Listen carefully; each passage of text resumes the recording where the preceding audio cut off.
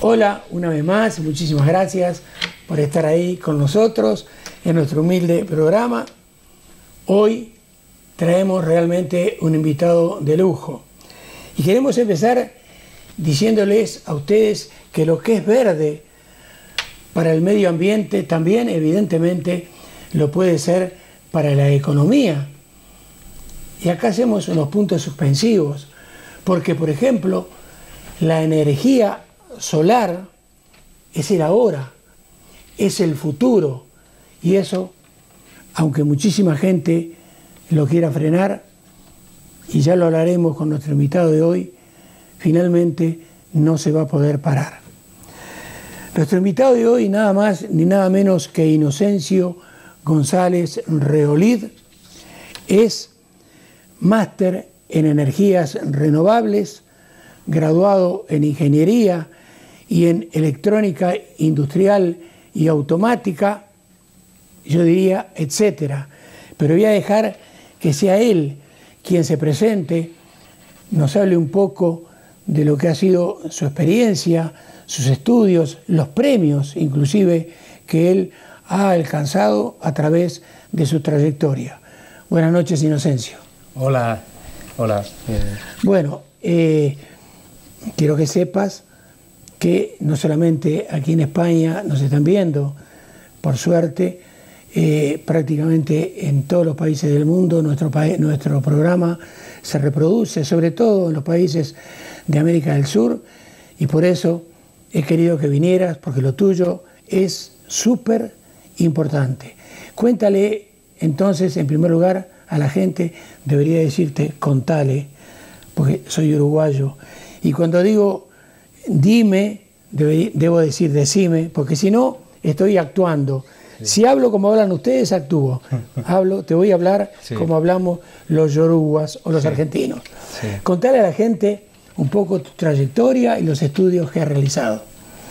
Bueno, ya empezó por el final y actualmente estoy terminando mi tesis doctoral en la Universidad Politécnica de Cartagena en un proyecto de investigación relacionado con la energía renovable.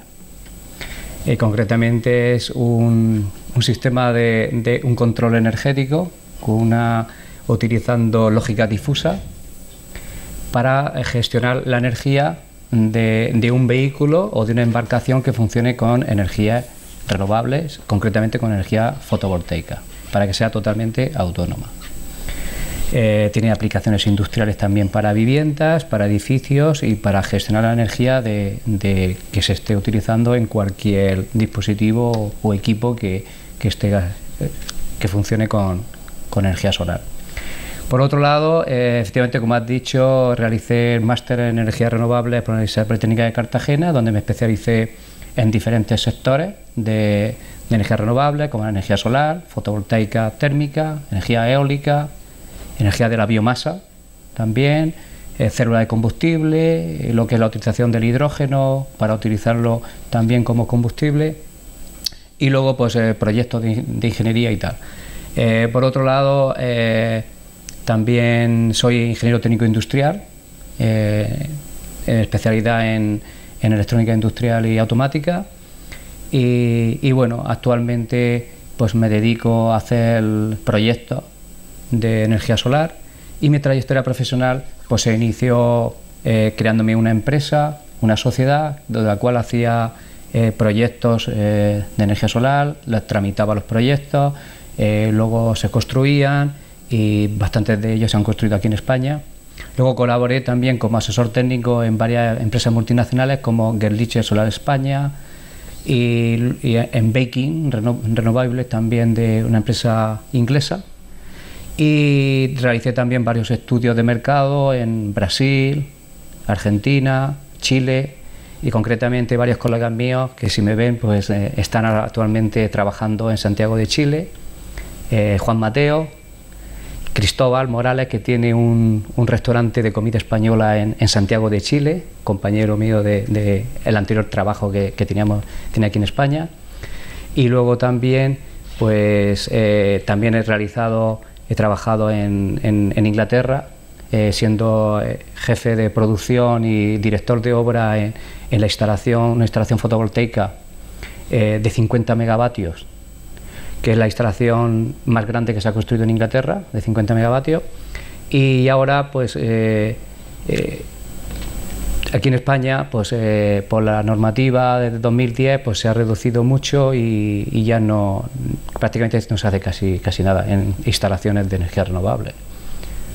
Muy bien, como ven ustedes, hay mucha gente que vive días de más de 40 horas, porque todo lo que hace y a lo que se dedica Inocencio evidentemente le lleva muchísimo tiempo. Pero antes de que nos comience a hablar de las energías renovables y cuáles son las más importantes les digo que tenía un gran amigo en Guayaquil, un periodista extraordinario, periodista deportivo, Carlos Ramón Loro, que me decía: Milton, aquí vivimos por otras circunstancias en el país de las maravillas. Entonces yo le preguntaría entonces a nuestro invitado de hoy, a Inocencio, si de repente a veces no te sentís con tus esfuerzos, si en vez de vivir en el país de las maravillas, vivís en un mundo totalmente utópico. No, creo que no. Creo que yo, de hecho, estudié ingeniería precisamente porque me encanta la industria, porque me encanta el progreso, porque me encanta la energía renovable, porque me encanta la naturaleza. Y yo creo que aunque haya gente que piense de que todo son utopías, que esto pueda llegar, que la energía renovable ya es el presente, es decir, ya están aquí, han llegado para quedarse y se van a quedar, y de hecho en el futuro es el camino que lleva adelante. De hecho se están construyendo muchísimo y luego no contaminan, y ya después, cuando entremos de lleno en lo que supone, lo que son las energías renovables, pues entraré más en detalle de lo que te estoy diciendo. Evidentemente, toda causa tiene un efecto que la produce. Entonces, estas energías renovables también tienen unas fuentes de donde se nutren para que entonces las podamos utilizar.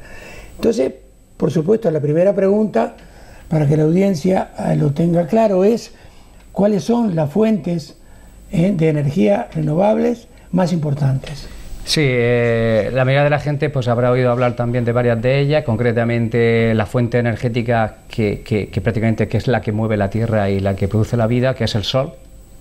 El Sol es la principal fuente de energía y de hecho es la principal fuente de energía renovable. La podemos obtener de diferentes maneras.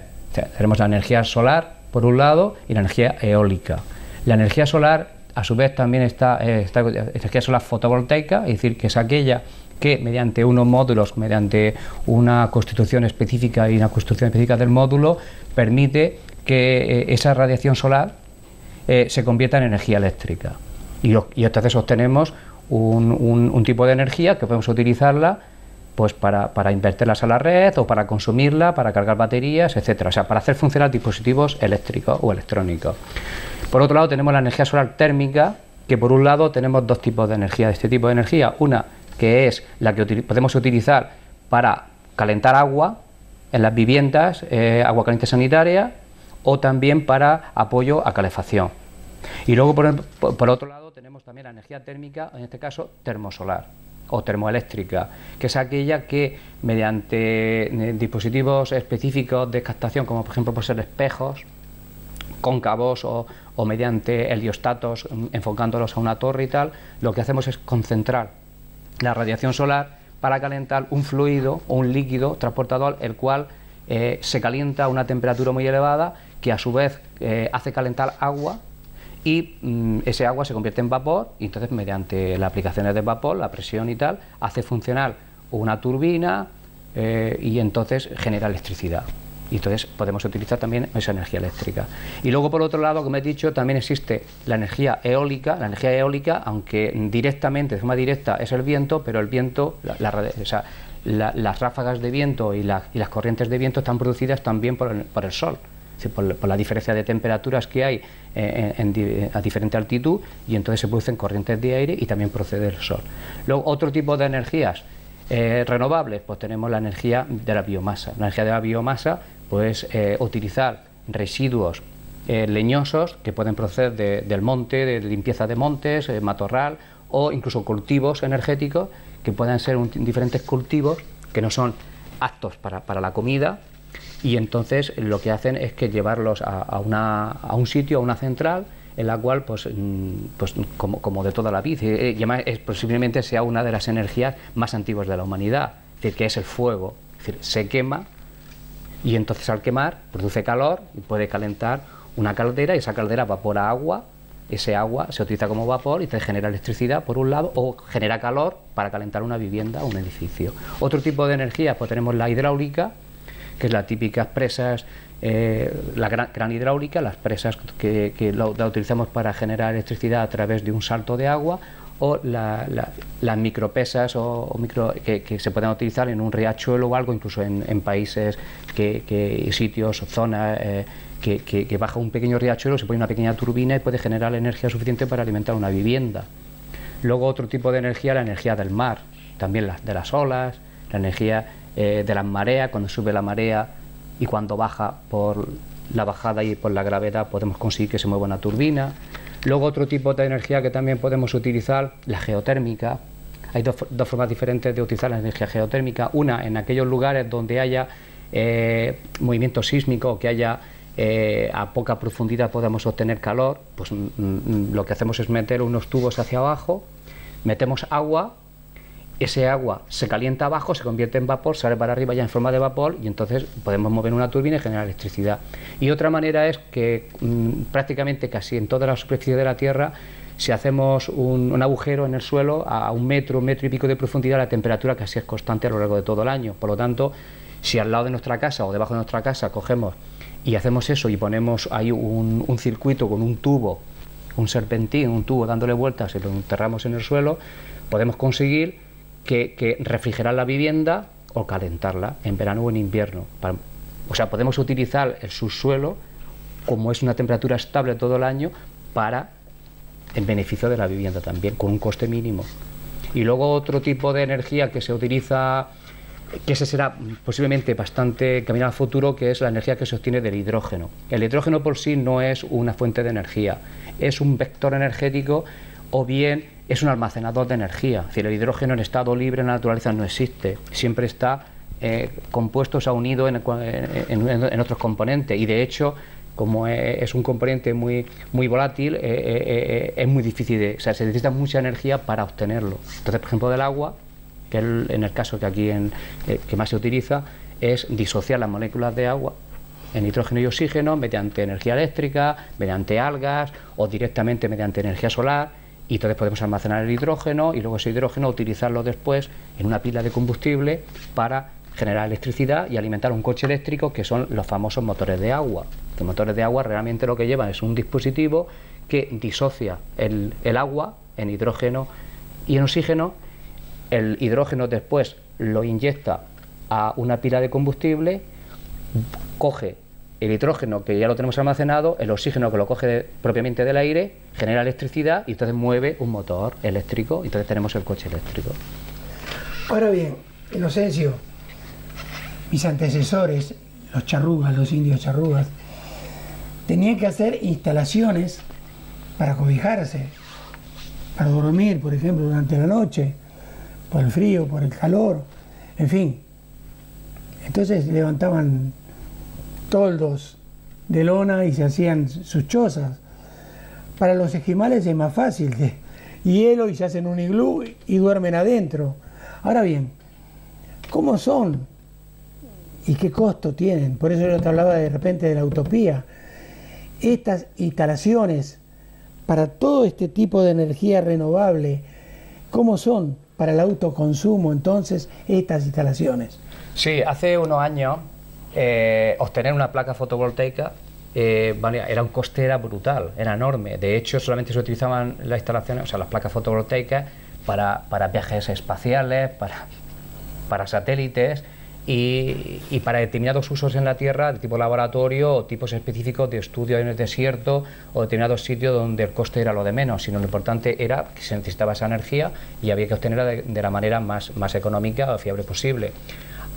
Luego llegó las primeras instalaciones solares, el coste todavía era elevado, se gastaba mucho tiempo, muchos años en amortizar, y ahora han bajado tanto los precios que es viable, pero total. De hecho, todos los países del mundo, excepto España prácticamente, están instalando, de hecho, países del norte de Europa, países del sur de la Tierra, que tanto en el hemisferio sur como en el hemisferio norte, en los extremos, cuando pasa de los hemisferios, la radiación solar es muy pequeña, pero sin embargo, como el coste ha bajado tanto, lo que es los módulos solares ha bajado mucho, es rentable, es viable poner una instalación de autoconsumo, porque por otro lado, simultáneamente ha bajado el precio de la instalación y a la misma vez ha subido el precio del coste del resto de energía. Es decir, el petróleo ahora vale más dinero, obtener el petróleo crudo vale más dinero obtenerlo, transportarlo también, los ciclos combinados que funcionan con gas también han subido de precio, y por lo tanto la energía eléctrica que llega a nuestra casa a través de la red ha subido de precio, está subiendo sin parar. Entonces, ya claro, la paridad respecto o sea, obtener 1 kilovatio hora con energía eólica o con energía fotovoltaica o con termosolar sale más barato que obtenerlo con cualquier otro ciclo, incluso ha superado a la nuclear. De hecho, Alemania ya ha cerrado una central nuclear. Hay países que ya están cerrando centrales nucleares porque el coste a la larga le sale más caro. La fotovoltaica está bajando de precio. Ahora bien, en el correo electrónico que me mandaste, desasnándome un poco acerca de estos temas de los cuales evidentemente no domino, me decías que te preguntara la diferencia entre el autoconsumo y el balance neto. ¿Qué me querías decir con esto? Sí, eso es, el autoconsumo, podemos decir autoconsumo puramente dicho así, tal cual, consiste en que en tu vivienda, en tu industria, tú puedes ponerte una instalación renovable, como puede ser, por ejemplo, eólica o fotovoltaica, y obtener una cantidad de energía. Esa energía que obtienes la consumes tú directamente en el momento en que se está produciendo. Por lo tanto, no estás virtiendo energía a la red eléctrica fuera de tu vivienda, es decir, no sale hacia afuera, es decir, la estás consumiendo tal cual la estás generando simultáneamente. Eso es autoconsumo, al margen de que esa instalación o esa vivienda o esa industria esté a X kilómetros de un pueblo, de una ciudad aislada en un sitio, o esté dentro de una ciudad, es decir, eso no importa. Balance neto es lo mismo, pero añadiendo la posibilidad de que si tú en ese momento que estás generando esa energía, si estás generando más cantidad de la que estás consumiendo en ese momento, te sobra una cantidad de energía. Entonces, esa energía que te sobra la vertes, o sea, la inyectas a la red eléctrica y se va y la consumen los vecinos, otra gente que esté conectada a la red. Y cuando ya no haya sol o no haya viento, porque sea de noche o porque esté nublo o esté lloviendo y tal, entonces lo que hace es que la energía que tú anteriormente has inyectado a la red, la recuperas. Es decir, cuando tú consumes de noche, tú estás consumiendo de la red otra vez. Entonces, la energía que tú vertiste, si tú inyectaste 3, 5, 10 kilovatios hora, lo estás recuperando otra vez. Y entonces, podemos decir, te compensan esa energía, la que tú inyectas y la que recuperas. Y entonces, al final, lo que se obtiene es un balance neto, que lo que se trata de conseguir es un cero. Es decir, que al final, que tú, a final de año, por ejemplo, que no haya un excedente por ninguna de las partes. Entonces, esa es la diferencia que hay. Ahora bien, ¿cómo son las instalaciones, entonces, para, corregime si me equivoco, ese bombeo solar que nos da la energía renovable? Sí, una de las aplicaciones que se está utilizando bastante y además ahora en España se está poniendo bastante de moda y que sale bastante rentable son las instalaciones fotovoltaicas o eólicas para autoconsumo, pero utilizadas principalmente para bombeo solar. Consiste en que ponemos, o sea, un pozo un pozo para sacar agua en el campo, tenemos una piscina, un pantano, o riego por goteo, o simultáneamente riego por goteo y pantano, etcétera, y lo que tenemos es una bomba de agua, o bien dentro de un pozo, sumergida en la superficie y tal, y lo que hacemos, ese pozo evidentemente está a una profundidad 50, 100, 150 metros, y lo alimentamos con energía eléctrica. Entonces ponemos una instalación fotovoltaica al lado del pozo, al lado de la balsa, donde el pantano, y entonces alimentamos ese motor, esa bomba, lo alimentamos con energía solar. Entonces, desde el momento en que empieza a generar energía, es decir, cuando sale el sol, entonces se pone en marcha la bomba, saca agua, y entonces el agua la almacenamos en un pantano. Y entonces después, mediante riego por goteo y todo eso, pues se va regando. Es decir, hacemos una especie de magia, es decir, convertimos la radiación solar en agua.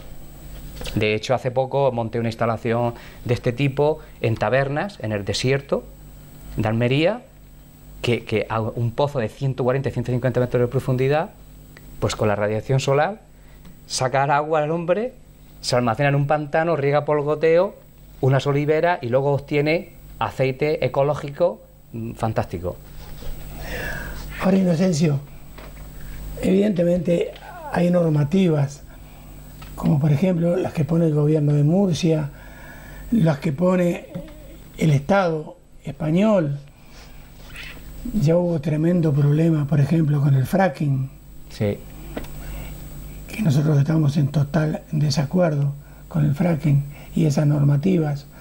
Entonces yo quisiera que le explicaras a la gente cuáles son hoy día esas normativas, digamos, murcianas y del Estado español con respecto al autoconsumo. Sí, hace unos años había una normativa del año 2006, concretamente de la región de Murcia, que ponía más o menos las bases de cómo se deberían de hacer y cómo funcionaban las instalaciones de autoconsumo o de baja potencia de menos de 100 kilovatios instaladas en la región de Murcia. El Gobierno Nacional tenía una muy similar. Eran similares las normativas. Y unos días antes de las elecciones autonómicas, pues el Gobierno regional, y además coincidió el mismo día que hubo el trágico accidente aéreo que hubo en Sevilla del avión militar que estaban de prueba y tal, pues el mismo día aprobaron una modificación de ese Real Decreto de 2006 de funcionamiento de instalaciones solares fotovoltaicas de baja potencia, y en la cual modificaban varios artículos, en los cuales, por ejemplo, modificaban un artículo que una instalación fotovoltaica aislada se podía considerar aquella que, aunque estuviese dentro de la ciudad o dentro del pueblo, si estaba separada físicamente de una conexión a red, o bien mediante separada, o bien mediante dispositivos automáticos, relés, interruptores manuales o electrónicos, que fuera similar, se consideraba una instalación aislada. Por lo tanto, la normativa te permitía montar esa instalación, hacerla y no tener ningún tipo de problema a nivel de dar de alta y considerarse una instalación de autoconsumo pura y dura.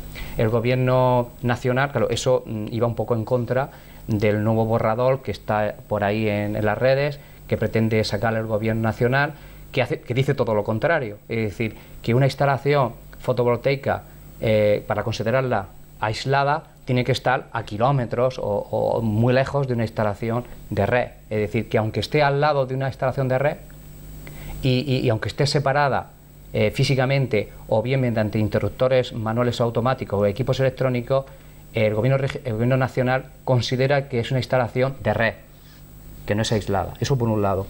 Y por otro lado, también modifican otros artículos de la normativa, en la cual el Gobierno regional de Murcia considera que si tú, el anterior balance neto que hemos dicho antes, que si se te sobra energía y la viertes a la red, tú esa energía la pierdes, anteriormente la pierdes, ahora el Gobierno regional la inyectas a la red y puedes recuperarla obteniendo el balance neto.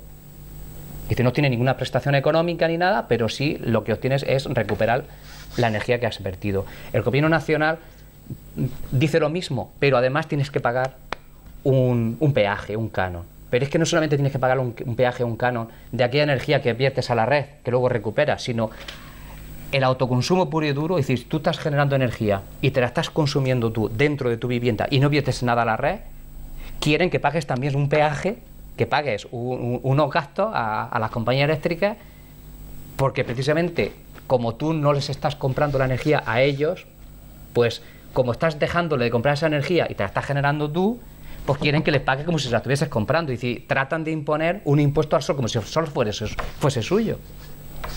Ahí es donde vamos. Entonces lo que consiguen con eso es que sea inviable, de esa manera inviable. Entonces claro, vamos, hoy por ahora, es decir, ese borrador, ha habido más de 300.000 firmas en muy poco tiempo oponiéndose a que se saque ese borrador.